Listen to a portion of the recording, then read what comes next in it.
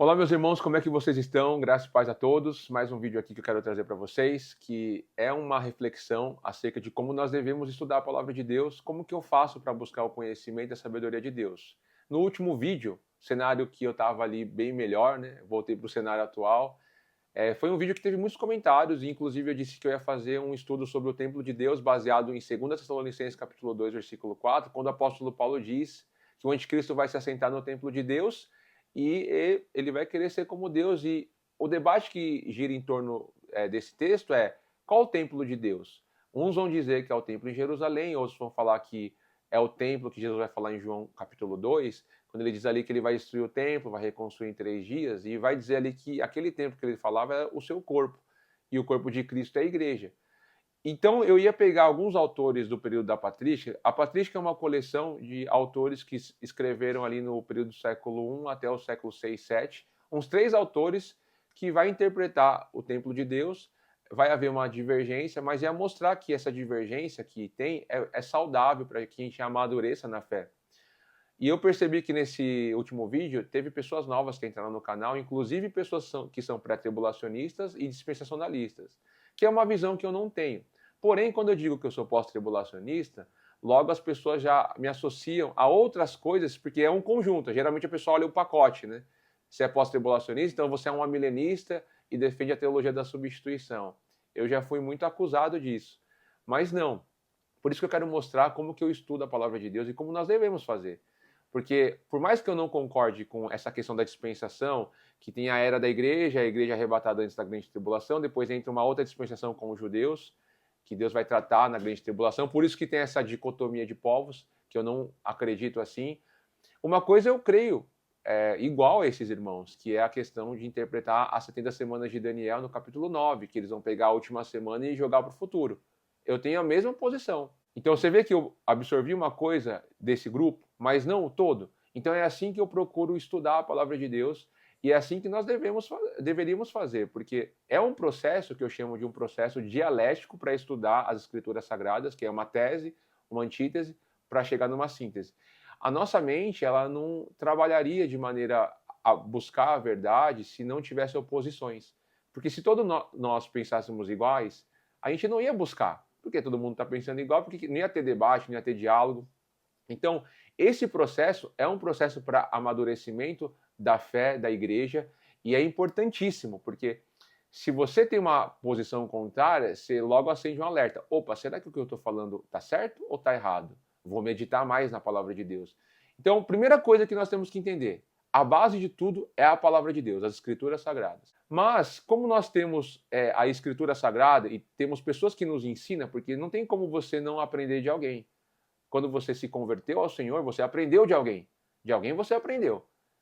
Ali, pelo menos, os primeiros passos. Ainda que foi errado, você soube que Jesus morreu, ressuscitou por você, aí vai aprendendo as primeiras noções da fé. Lembra que Filipe vai chegar para o eunuco está lendo o profeta Isaías, aí você entende o que você está lendo? Filipe chega para o eunuco e pergunta, né? Ele fala: como é que eu posso entender se não tem ninguém que me ensine? Então é necessário pessoas que ensinam, pessoas mais maduras que vão ensinar as mais novas. No caso, Jesus ensinou os apóstolos. É evidentemente que não vai ter nenhum erro. Por isso que as palavras dos apóstolos são palavras inspiradas pelo Espírito Santo. Agora, o que os apóstolos ensinaram para os discípulos, você tem ali relatos na patrística, mas não tem tudo. Tem muita coisa que eu acredito que se perdeu. Se tivesse tudo, eu acredito que ia ter bem menos erros, mas não tem. Então aí começa as interpretações que as pessoas vão pegando ali. Aí tem aqueles, por isso que eu quero fazer esse vídeo, porque hoje aparece muita gente na internet desprezando a história da igreja. Para que aprender com esses homens? Vai direto lá na fonte, que realmente nós temos que ir para a fonte, mas aí a pessoa, ela tira interpretações que ela vai fazer acerca das escrituras, que quando você vai ver, ela foi influenciada por alguém, porque ela aprendeu com alguém, porque ninguém começou já aprendendo tudo de uma vez. É passo a passo, porque nós erramos, corrigimos aquele erro, aí acertamos em algumas coisas, e é um processo. Esse é o processo dialético. Então é por isso que eu quero mostrar para vocês que é perigoso nós estudarmos a palavra de Deus de maneira que você se isole, que você se considere ali o iluminado e você despreza o seu irmão. Quando você despreza a igreja, esse legado de mais de 2000 anos, você está desprezando todos esses homens que são homens de Deus, ainda que eles cometeram erros no passado, porque a história da igreja é a nossa vida. A nossa vida é de erros e de acerto. Então você faz parte dessa história. Então quando você despreza, você se coloca acima. E quando você se coloca acima, você se torna uma pessoa altiva, soberba. E eu quero ler alguns textos que é importantíssimo para nós buscarmos o conhecimento de Deus e estudar a palavra de Deus de maneira que estudemos com humildade. Provérbios capítulo 18, versículo 1 e 2. O solitário busca o seu próprio interesse e insurge-se contra a verdadeira sabedoria. O insensato não tem prazer no entendimento, senão em externar o seu interior. Interior aqui no hebraico significa lebe, que é coração, mente, vontade, desejo. Então o insensato, ele não tem prazer no entendimento, ele quer só mostrar a sua vontade, o seu desejo, impor a coisa. E é por isso que ele é um solitário que está buscando o seu interesse. Logo, esse daí não vai ter o quê? A verdadeira sabedoria para oferecer. Então, quando nós vamos estudar a palavra de Deus, nós temos que se achegar ao estudo com um coração humilde, porque o conhecimento que você está adquirindo tem que estar unido à sabedoria, porque a sabedoria é a maneira que você vai lidar com esse conhecimento. Seja, às vezes, um conhecimento mais elevado ou menos, o que vai diferenciar nesse conhecimento é a sabedoria, porque Paulo vai dizer que o conhecimento ele incha, o amor edifica. Tiago também diz, se você tem entendimento, sabedoria, tem que mostrar pelas suas obras, ou seja, a mansidão de sabedoria, o fruto da sabedoria. Então, uma das coisas que nós temos que adquirir quando nós estamos em busca do conhecimento e estudando, por que nós estamos estudando? Qual é o objetivo disso? É somente para ter mais informações na cabeça? Ou é porque nós queremos ser mais parecidos com o Senhor Jesus e queremos edificar a igreja em amor? E aí que está um ponto interessante. Geralmente, o solitário, ele é uma pessoa que ele não aceita contradições, ele não aceita o contrário, ele cria grupos, né? Por isso que esses grupos facciosos, esses partidaristas, que muitas vezes você está dentro de um grupo e você pensa algo diferente desse grupo, logo você já é tirado. Eles já consideram você como uma pessoa que está errada, cometendo vários pecados de maledicência, dando falso testemunho, porque você contrariou o grupo. Porque nós temos que entender que existe heresias, porque a palavra no grego heresias, ela é uma palavra que está ligada a partidos. Então, existe heresias de perdição ao ponto de negar o Senhor que os resgatou. Esses, logo a gente não tem que nem comer com esses. É uma verdade, a gente não pode nem ter comunhão. Mas tem heresias que Paulo vai falar. Até que importa que haja partidarismos, ou seja, heresia para que os sinceros se manifestem. São heresias que não é motivo de você quebrar uma comunhão, ou de você odiar o seu irmão. Porque geralmente o solitário, ele despreza o outro, despreza a igreja, a sua história. Ele se considera como aquele que está recebendo agora a iluminação divina, entre aspas, diretamente de Jesus e os apóstolos, porque ele não precisa de homens. Então ele acaba atacando os outros, mas esse mesmo, ele ensina hoje, porque na internet está cheio desse, que se coloca como uma autoridade que despreza a igreja. Então eu recomendo, ao estudar a palavra de Deus, estudar com humildade, reconhecendo o bem que a igreja fez, porque quando nós analisamos a história da igreja é a sua vida. A sua vida é erros e acertos, assim é a história. E nós temos que olhar para esses irmãos que cometeram erros com um olhar de misericórdia, porque eles também corrigiram muitas coisas. Aqui hoje é fácil eu corrigir quando eu faço um vídeo errado, e estou corrigindo isso daqui. Em minutos vocês sabem que eu corrigi, porque a informação chega mais rápida para vocês. Mas não era assim antigamente. A maneira que as pessoas tinham para poder pregar, ensinar para outras pessoas de longe era através ali de escrita, livros. Então imagina você escrever um livro, aí tem ali uma coisa que você errou, fala, mas já escrevi, como é que eu vou corrigir? Tem que escrever um outro livro. Assim eu vejo um exemplo de uma pessoa que muitos acusam e falam o contrário, que prejudicou a igreja, que é Agostinho, que eu vejo que é um falso testemunho, porque para mim Agostinho, ele produziu mais bem para a igreja do que mal. Tanto é que alguns vão pegar alguns pontos que ele defendia o amilenismo, o milênio simbólico, e aí coloca essa questão, outras questões, e desconsidera a obra completa de Agostinho. Porque eu sou um pré-milenista, ainda que eu não concorde com ele, eu discordo mais discretamente, falando ali a minha discordância, mas jamais eu vou deixar de honrar uma pessoa porque eu discordei em algum ponto. Pelo contrário, eu vou ali realmente falar o bem que ela produziu para a igreja, etc. e tal. Por exemplo, a questão do livre-arbítrio, que muitos vão, às vezes, você tem tanto protestantes calvinistas como os católicos, né? O protestante calvinista vai anular o livre-arbítrio, o catolicismo vai falar do livre-arbítrio. Então, Agostinho ele é apreciado por ambos. Aí cada um pega uma parte de Agostinho. Quando Agostinho escreve o livro do livre-arbítrio, ele está fazendo uma defesa ao livre-arbítrio.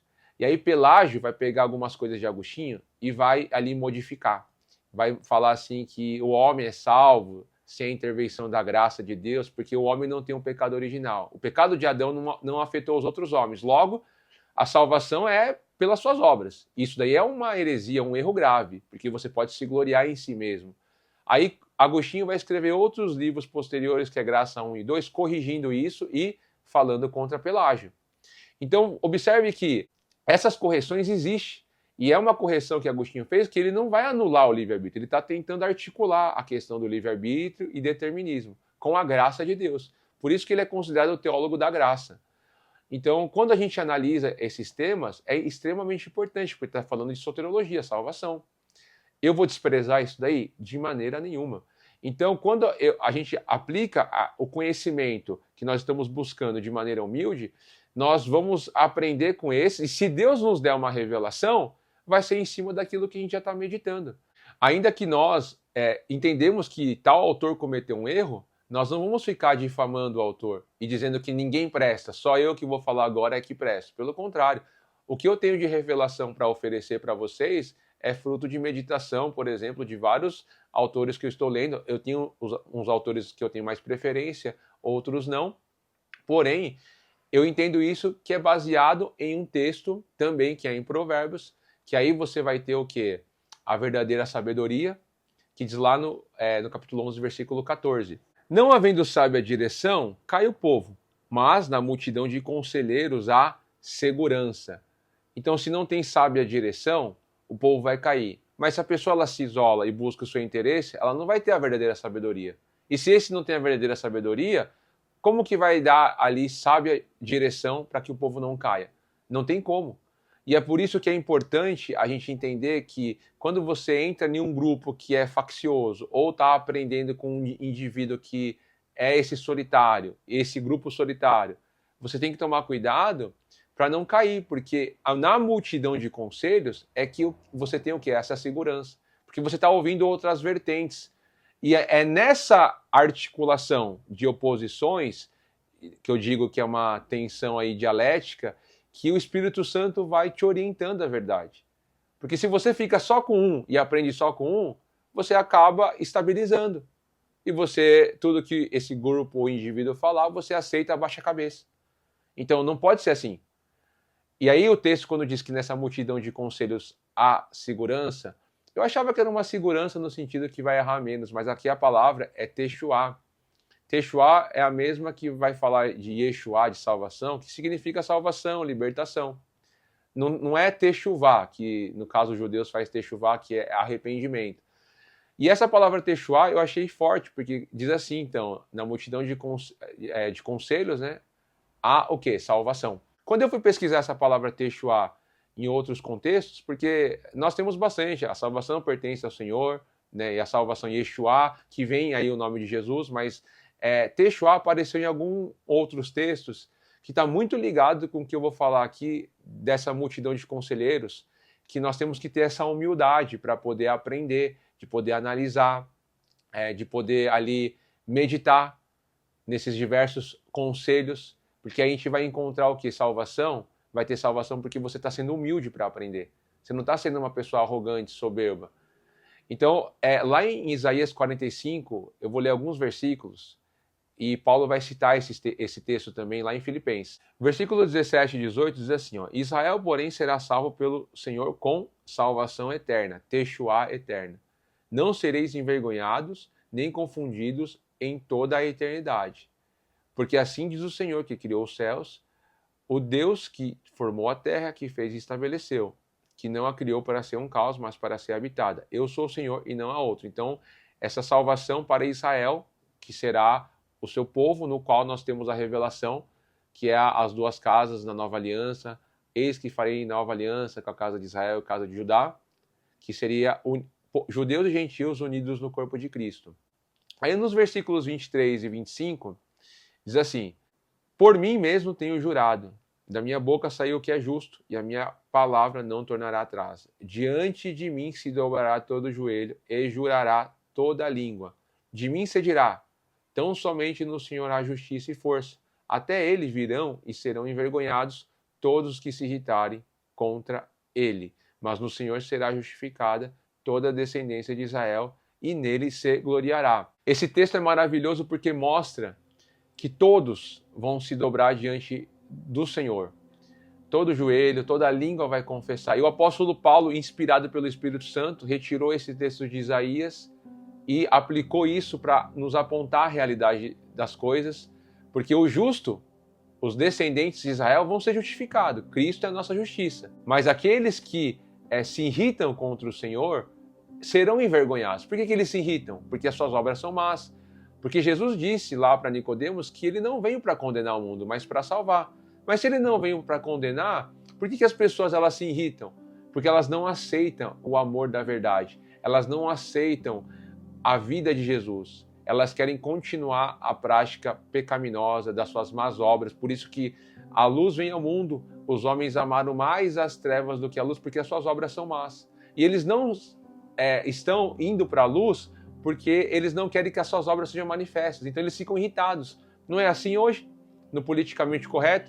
Você fala contra o pecado, a pessoa ela se esquiva, se irrita, ela não quer saber, ela tapa os ouvidos e ela quer te perseguir. Então, geralmente, aquele que está dizendo, olha, reconheça o seu pecado assim como eu reconheci, porque quando nós falamos contra o pecado, nós não estamos nos colocando acima dessas pessoas, pelo contrário, nós estamos dizendo, olha, assim como eu encontrei perdão, amor e graça, alívio, assim eu quero para a sua vida.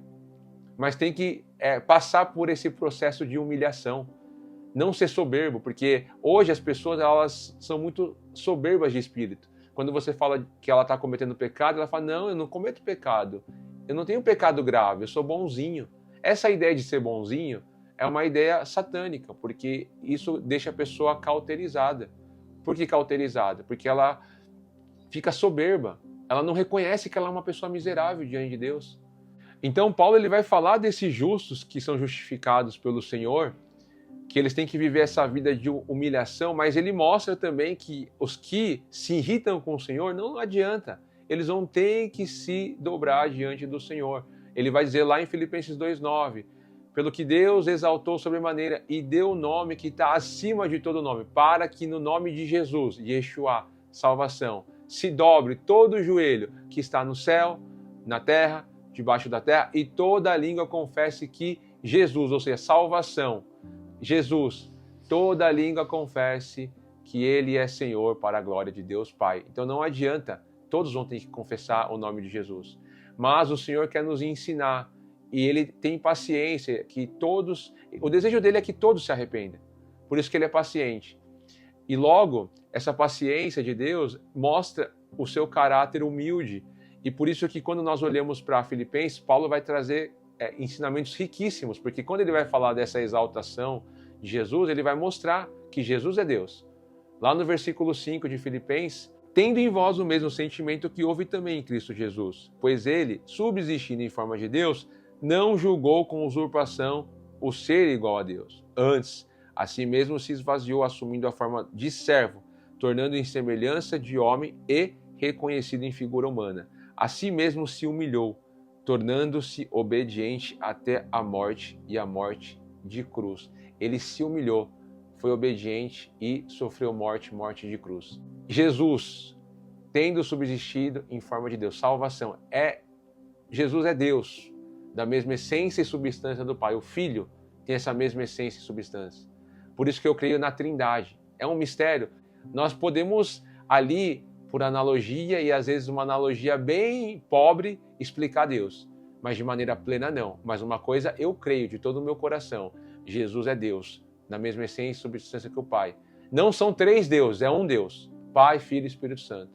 E é um mistério. Quando nós olhamos para a vida de Cristo, nós vemos a vida de Deus. Aí esse outro mistério também que foi debatido, tanto a Trindade como o mistério da encarnação, foram debatidos nos 4 primeiros concílios. Concílio de Nicéia, Concílio de Constantinopla, Trindade. Concílio de Éfeso e Calcedônia, foi debatido ali a encarnação do Verbo, a questão da união hipostática. Tudo isso daí são temas riquíssimos, porque quando nós entendemos que Deus se fez carne, ou seja, o Verbo é Deus. João vai falar assim, no princípio era o Verbo, e o Verbo é Deus. Esse Verbo é Cristo.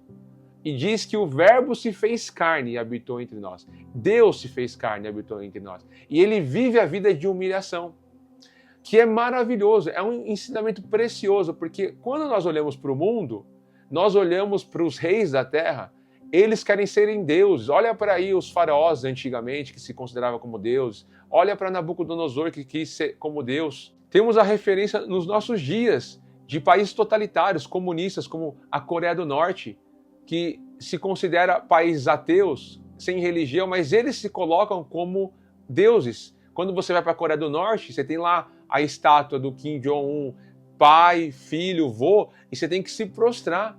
Eles se consideram como deuses. A religião antropocêntrica, o homem no centro, eles se colocam como Deus, e aí eu olho a beleza do evangelho. Porque aquele que tem que estar no centro, aquele que tem que estar sendo exaltado por todas as nações, está no pedestal, está acima de todos, ele se humilha, ele desce, ele assume a forma miserável humana.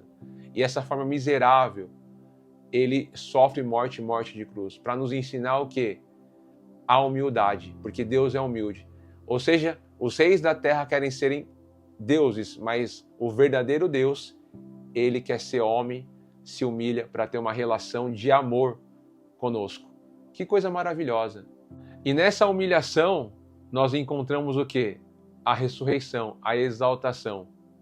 E é por isso que Jesus disse que aquele que quer ganhar a vida, ele perde.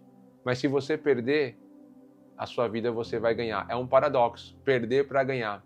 Os humilhados são exaltados, mas se você se exalta aqui, você é humilhado. E essa vida é a vida que nós temos que viver. E o que tem a ver com aquilo que a gente está falando de buscar conhecimento, sabedoria, estudar a palavra de Deus? Estudar com humildade. Nessa multidão de conselheiros, onde você vai encontrar salvação, é porque você está sendo humilde para ouvir, para ponderar. E ali o Espírito Santo vai trazendo para você, vários conselheiros, a verdade. É nessa dialética. Porque você não está preso a um lugar, você está ali buscando a conhecer o Senhor realmente, de entender mais Ele. É uma busca contínua, é uma busca que eu creio que vai ser eternamente. Porque esse Deus é infinito, nós vamos continuar tendo esse contato com Deus e aprendendo mais e mais do Senhor de maneira infinita. Então é por isso que nós temos que viver essa vida, de não acharmos que somos melhores que os outros. E aí Paulo vai falar isso aqui no início. Ele mostrou esse grande exemplo do Senhor. E aí ele vai dizer no versículo 1, se há, pois, alguma exortação em Cristo, alguma consolação de amor, alguma comunhão do Espírito, se há entranhados afetos e misericórdia. Completai a minha alegria, de modo que penseis a mesma coisa. Tenhais o mesmo amor, sejais unidos de alma e tendo o mesmo sentimento. Olha que coisa maravilhosa. Paulo está chamando a igreja, está dizendo, olha, tenha o mesmo amor, tenha o mesmo sentimento, tenha o mesmo pensamento. Mas por que isso não acontece? Porque nós temos diversas pessoas que têm pensamentos diferentes, entendem o amor de Deus de maneira diferente. E aí que nós temos que separar aqueles que são facciosos, que aqueles que querem coar mosquito e engolir camelo. Muitas vezes as pessoas estão deixando camelos passarem e estão coando mosquito. Às vezes os mosquitos vai passar, não tem jeito, porque mosquito são os erros periféricos. E as pessoas estão considerando mosquito como camelo. E não tem uma busca ali e deixar que o Espírito Santo trabalhe na vida do corpo de Cristo, de maneira que ele venha convencer a cada um. No caso, é esse debate de pré e pós. Quando Paulo vai dizer assim, nada façais por partidarismo ou vanglória, versículo 3, mas por humildade, considerando cada um os outros superiores a si mesmo, não tenha cada um em vista que é propriamente seu, senão também cada o qual que é dos outros. Quando Paulo fala que nós devemos considerar o outro superiores a nós mesmos e fazer a coisa com humildade, não é uma coisa fácil, porque nesse contexto ele está falando, não faça a coisa por vanglória, mas ali por humildade, não seja partidarista. O que é um partidarista? Partido aqui no grego fala de eritheia, que é como se fosse facção política no grego. É grupos políticos. Por isso que nas obras da carne, lá no capítulo 5 de Gálatas, Paulo está colocando eritheia e haireses, que é facção e heresia lado a lado, porque está coisa interligada. Geralmente o grupo que é faccioso, ele acaba indo para a heresia e heresias de perdição. Isso é um perigo. Existem grupos que cometem heresias, mas não são de perdição, que dá para ter uma relação de comunhão, de amor com esses irmãos. Mas observe que Paulo, ele está mostrando que nosso sentimento não pode ser de partidarismo, mesmo que você tenha uma postura, uma posição. Mas você não pode abraçar a posição acima da verdade de Deus. Quando nós chegamos numa conclusão, porque nós fizemos uma boa dialética e o Espírito Santo nos guiou à verdade por conta desse muitos conselheiros, porque aí é uma ação do Espírito Santo que vai te convencer. Eu não posso te convencer, é o Espírito Santo. Então você teve ali várias informações, lendo a Escritura você fala, olha, aqui está mais correto essa parte. Você toma posição, mas não é uma posição partidária, porque você não abraçou o conjunto, você abraçou só um aspecto daquele grupo ali que você considera a verdade. Assim é com outro grupo. Você analisa o conjunto e fala, aqui eu acredito que está mais correto. Essa questão do pré e pós, eu já fui pré-tribulacionista e passei para o pós. Mas eu fiz esse processo. Hoje eu tenho uma posição, eu sou pós-tribulacionista. Agora, se chegar um irmão pré-tribulacionista que disse, eu fui pós e virei pré, aí quem que vai convencer? Não vai ser eu e nem ele, vai ser o Espírito Santo. Por isso que Paulo vai deixar uma dica para nós lá em Tito, pelo Espírito Santo. Quando ele vai falar ali no capítulo 3, versículo 9 em diante, ele vai falar sobre, não entre em debate em questões de lei, genealogia e etc e tal. Ao herege, ao faccioso, admoesta uma ou duas vezes, depois evita. Algumas versões vai estar faccioso e as outras vai estar herege. E é nesse sentido. Eu entendo que o pré-tribulacionismo é uma heresia, mas é uma heresia não de perdição, que eu posso ter comunhão com esses irmãos. Eu vou admoestar uma ou duas vezes, depois eu vou evitar o debate. Eu não vou ficar ali insistindo, não vou ficar ali tentando convencer por persuasão, porque eu vou deixar o Espírito Santo convencer. E esse é um dos motivos que eu vejo que, às vezes, as pessoas perdem a comunhão, porque a pessoa virou pós ou pré. Não poderia ser assim. Porque a minha preocupação em relação a defender o pré é um dos motivos que eu vejo assim, que a Escritura tem mais base para o pós, esse é o meu entendimento, porém, o pré, ele desarma a pessoa para uma grande perseguição. Porque, imaginativamente, quando você defende o pós, você fica meditando nos mártires cristãos, nos livros dos mártires, e começa a imaginar. E se fosse eu na Arena dos Leões? E se fosse eu colocado num poste, sendo iluminado para que todos vissem ali pegando fogo? Como é que eu ia aguentar, ia suportar isso? E você começa a exercitar a sua imaginação em uma coisa que é real, que pode acontecer com você. Não é uma imaginação fantasiosa, é uma realidade. E aquilo vai te preparando. Você fala assim, me dê mais força, eu preciso. Isso é um processo muito importante a se fazer quando a gente está meditando nas Escrituras. Você tem que se imaginar na grande tribulação. Geralmente, quando eu converso com um pré-tribulacionista, eu vou falar de uma perseguição, Deus me livre, a gente vai ser arrebatado antes. Eles não têm esse processo de imaginar a coisa ali, a perseguição, tem medo. Então isso desarma.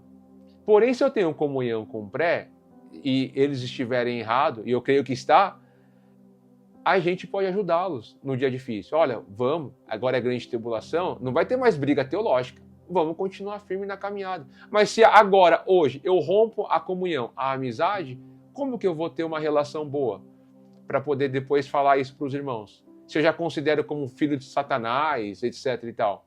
Não é assim. Entenda que tem coisas que somente o Espírito Santo vai convencer, não é você. Faça a sua parte. Se você está estudando, aprendeu, ensina. Seja para uma pessoa, para 1000 pessoas. O meu papel aqui é ensinar. E eu estou ensinando da maneira que eu faço, da maneira que eu entendo que é o correto. Se ninguém aceitar, igual eu falo isso no grupo, enquanto tiver gente para me escutar, eu ensinando, seja uma pessoa, eu vou continuar ensinando como se fosse para 1000. Se um dia não tiver ninguém, é que meu tempo de ensinar acabou. Eu vou fazer outra coisa para Deus. Não vou ensinar mais, mas enquanto tiver pessoas me ouvindo, eu vou ensinar. Então é por isso que é importante a gente ter esse entendimento e essa direção. Faça a coisa não por partidarismo. Se você crê que um lado está correto em um aspecto, aceite, e assim o outro lado. E deixe o Espírito Santo te guiar nesse processo dialético, porque ele vai te dar segurança, o Espírito Santo. Porque você está lendo a Escritura. Não precisa aceitar todo o conjunto de um partido e vice-versa. Não. Você pode pegar algumas coisinhas e pegar do outro. Então, o meu processo de estudo é assim. E é por isso que eu não quero criar, no sentido de grupos assim, que tem que ser como eu, entender como eu. Tem irmãos no meu grupo lá que pensam diferente. E quando eu vejo que é uma heresia, um erro, que eu vejo que não é para perdição, eu deixo falar. Eu não fico bravo, incomodado. Pelo contrário, eu acho isso até bom para que os outros irmãos começam a ter essa divergência e falar, mas peraí, será que eu estou pensando errado? E ela vai meditar mais no texto. E ela vai chegar às conclusões dela. Agora, a minha parte eu sempre vou fazer. Eu vou responder, vou colocar a minha explicação. Se a pessoa falar que não concorda, paciência. Deixa o Espírito Santo nos guiar. Agora, não deixar passar camelo. Nós deixamos passar os mosquitos, mas não os camelos. Jesus fala para os fariseus, vocês coam mosquito, mas deixa passar camelo. Não, camelo a gente tem que estar atento, que são heresias de perdição. Então, assim, quando eu olho hoje para muitos que aprendem com outras pessoas na internet, ou até compartilham vídeos comigo, eu vejo pessoas dizendo assim, eu não aprendo com ninguém, eu aprendo com o Espírito Santo. Sai da igreja, essa é coisa de homem. E começa a difamar, desprezar a igreja, usando textos como, por exemplo, Paulo, lá em Gálatas, no capítulo 1, quando ele vai falar que não aprendeu com homem algum. Eu vou ler esses textos aqui, outro também, que em João 14, 26, que o Espírito Santo vai te ensinar. Eu vejo que isso daí é de uma arrogância, que eles se colocam como o grupo correto, já um partido. Se você um dia falar contra essa pessoa uma coisinha, tenha certeza que ele vai te tirar do grupo. Agora, lá em Gálatas, no capítulo 1, quando eu olho para irmãos citando esse texto, que Paulo não aprendeu com ninguém, lá você vai ver que Paulo vai dizer o seguinte, versículo 11, faço-vos, porém, saber, irmãos, que o evangelho por mim anunciado não é segundo o homem, porque eu não recebi, nem o aprendi de homem algum, mas mediante a revelação de Jesus Cristo. O que eles dizem? Tá vendo? Paulo não aprendeu com ninguém, com homem algum, foi por revelação de Jesus. Mas será que é da maneira que a gente entende, muitas vezes, que ele não aprendeu com ninguém, e aí foi por revelação, e que tudo que ele vai passar, como se fosse uma folha em branco, e agora ele vai começar a falar tudo que Jesus mostrou para ele. Porque, lendo o texto, ele vai mostrar que ele era uma pessoa avantajada. Porque eu ouviste que foi o meu proceder outrora no judaísmo, como sobremaneira perseguia eu a igreja de Deus e devastava, e na minha nação, quanto ao judaísmo, avantajava-me, e há muito na minha idade, sendo extremamente zeloso das tradições de meus pais. Quando, porém, ao que me separou antes de eu nascer e me chamou pela sua graça, aprove revelar seu filho em mim para que eu pregasse entre os gentios, sem detença, não consultei carne e sangue. Claramente, nesse texto, nós observamos que Paulo não está se gloriando porque ele aprendeu sozinho, sem ninguém, não precisa de homem nenhum. Ele está mostrando que ele era avantajado no judaísmo, ele aprendeu aos pés de Gamaliel, mostrando que ele não consultou carne e sangue, ou seja, os apóstolos, para ir pregar a revelação de Jesus, porque ele já tinha matéria-prima. Paulo já conhecia a lei, os profetas e os salmos. Ele era mestre. E ele era uma pessoa muito dedicada. Quando Paulo estava perseguindo os cristãos em Damasco, ele tem esse encontro com Jesus, ele estava cego. Ele tinha um entendimento, mas estava cego, ignorante na sombra. Quando Cristo traz a revelação, ilumina o coração dele, ele começa a discorrer. Toda a obra de Jesus nas festas, toda a obra de Jesus na lei, nos profetas. Por isso que ele é um apóstolo que escreveu muitas cartas. Então ele não aprendeu do nada, era uma folha em branco e aprendeu assim, sozinho. Não, ele já tinha uma bagagem. E isso aí tem que ser entendido em relação à questão da antiga aliança, que é a sombra, e a nova aliança, que é a realidade. Sombra e realidade. As duas coisas falam de Cristo. Mas se você está na sombra e se gloria nessa sombra e nega a realidade, aí já é um erro. É o que Paulo vai falar nas suas cartas diversas vezes. Aqui nessa carta de Gálatas que nós lemos, Pedro estava indo para o erro. O erro de dizer que justificação estava na antiga aliança, naquelas práticas. E Paulo fala que não. Se fizer isso, a gente anula a realidade, a obra de Cristo. Paulo viu que a igreja ali na Galácia estava indo para o judaísmo, para a sombra. Ele, se vocês fizerem isso, estão crucificando Cristo de novo. Aí ele vai dizer, eu vou sentir dores de novo de parto por vocês, para que Cristo seja formado em vocês. Olha que coisa maravilhosa. Paulo não está ali falando que ele aprendeu do zero, ou que ele é um arrogante que aprendeu sem ninguém. Ele está mostrando que, olha, essa realidade eu recebi de Jesus, essa revelação. Então eu estou mostrando aqui na lei, nos profetas para vocês, aonde que Cristo estava. É isso que ele está dizendo. Então ele precisou ali estudar aos pés de Gamaliel, e Deus usou Paulo justamente porque ele tinha essa bagagem. Porque ele tinha esse zelo, agora um zelo correto, um amor correto. Não mais um ódio, mas agora o amor confrontou Paulo, e agora ele entende que é na humilhação, é no amor que ele vai encontrar a revelação, mais graça para poder ensinar. Amém? Outro texto, João 14, 26 diz assim, mas o Consolador, o Espírito Santo, a quem o Pai enviará em meu nome, esse vos ensinará todas as coisas, e vos fará lembrar de tudo o que vos tenho dito. Esses dizem, tá vendo? Quem ensina é o Espírito Santo, não precisamos de homem. Que é uma outra falácia. Porque no texto está dizendo que o Espírito Santo vai fazer você lembrar de tudo que Jesus tem dito, mas Jesus diz as coisas através da igreja. Falou para os apóstolos falaram para os seus discípulos, e quando você tem ali as escrituras, você vai ler, vai precisar de alguém ali no início para te ensinar. Já começa ali um processo que alguém está te ensinando, que esse que te ensinou aprendeu de alguém. Aí você começa a estudar, tendo um pouco mais de maturidade, aí acontece que a pessoa ela começa a achar que pode ler tudo sozinho, sem ajuda de ninguém, mas ela não considera esses que o ajudaram no início. Aí que está o problema. Por isso que quando diz que o Espírito Santo vai ensinar e vai nos fazer lembrar de todas as coisas, Jesus vai falar aqui no contexto. Essas palavras, olha o que ele vai dizer no versículo 23. Respondeu Jesus, se alguém me ama, guardará a minha palavra, e meu Pai o amará, e viremos para ele e faremos nele morada. Então diz aqui que tem que ser aquele que ama Jesus e guarda as palavras, mas não é só guardar e ficar no coração. É ouvir a palavra de Jesus, guardar e praticar. Porque é aquele que ouve a palavra e pratica, como diz Mateus 7, é que coloca a sua casa na rocha. E o próprio João vai dizer na sua carta, lá na sua primeira carta, capítulo 4, 20, ele diz o seguinte, que se alguém disser ama a Deus e odiar a seu irmão, ele é um mentiroso, pois aquele que não ama a seu irmão a quem vê, não pode amar a Deus a quem não vê. Então observe que tudo está relacionado ao amar a Deus. E esse aprender, e tanto o aprender como você ensinar, tem que ser feito em amor. Nós temos que ser duros e severos com aqueles que realmente estão negando ao Senhor, estão cometendo heresias de perdição.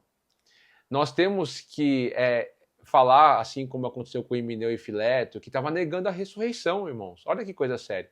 Imagina hoje um cristão defender reencarnação, o espiritismo. Aí tem que ser duro, não é nem cristão, você está negando um pilar da fé. Não existe reencarnação, é ressurreição. Aí tem que ser mais duro. Agora, quando se trata desses erros que consideremos heresias, mas que não é de perdição, sejamos mais pacientes em amor para com esses irmãos, não desfazendo a comunhão. Eu gosto muito de um autor que eu cito bastante, que é o Tomás de Aquino. Eu vou finalizar, e essa oração dele é uma oração muito bonita. Eu tenho o costume de memorizar tanto versículos bíblicos, como também oração que as pessoas escrevem. E Tomás de Aquino escreveu uma oração que ele fazia antes de começar os seus estudos. E é uma oração linda, maravilhosa, que eu quero aqui orar com vocês e mostrar como que essa oração ela é forte e nos mostra que não é só o conhecer, mas também é você ter o fruto da sabedoria para lidar com esse conhecimento. Ele diz assim, Criador inefável, vós que sois a fonte da luz e da ciência, derramai sobre as trevas da minha inteligência um raio da vossa claridade. Dai-me inteligência para compreender, memória para reter, facilidade para aprender, sutileza para interpretar, graça abundante para falar. Meu Deus, semeai em mim a semente da tua bondade. Fazei o que? Me pobre sem ser miserável, humilde sem fingimento, alegre sem superficialidade, sincero sem hipocrisia, que faça o bem sem presunção, que corrija o próximo sem arrogância e que admita a tua correção sem soberba. 2 pontos aqui que eu quero meditar com vocês. Corrigir o próximo sem arrogância. Arrogância no latim é adrogare, é você exigir. Então, corrigir com arrogância é você estar corrigindo, exigindo já da pessoa uma mudança no seu tempo. Isso é arrogância. Porque muitas vezes você tem pecados que foi mais fácil para você vencer, ou Deus te iluminou, e graças a Deus por isso, em relação a algum entendimento, e você começa a exigir dos outros de maneira impaciente. E o amor é paciente.